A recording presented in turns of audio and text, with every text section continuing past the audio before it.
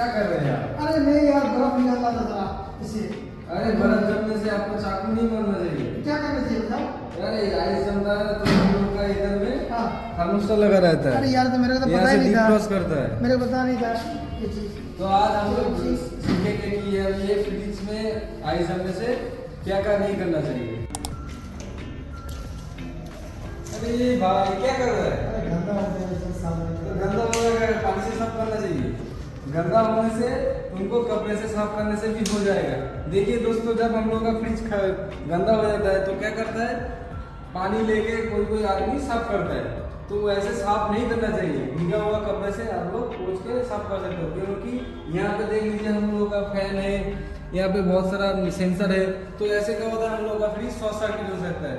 तो हम लोगों को यहाँ पे भीगा हुआ कपड़े से साफ करने से कंप्लीट हो जाता है।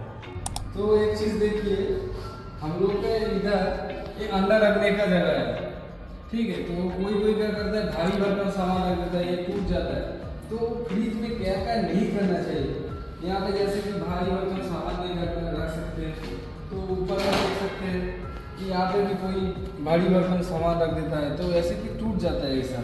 तो फ्रिज में जो जो करना नहीं चाहिए वो हम लोग क्या करते हैं, जोर जबरदस्ती ये सब करते हैं, इसीलिए हम लोग का फ्रिज का ट्रे वगैरह टूट जाता है। जैसे कि आज से हम बोले थे कि ये वो फ्रिज में जब हम आइस जम जाता है, चाकू नहीं मारना चाहिए, कोई फ्रिज में पानी से नहीं धोना चाहिए, भारी भरकम सामान ट्रे में रखना नहीं चाहिए। ये सब हम लोग को नहीं करना चाहिए फ्रिज को अच्छा रखने के लिए।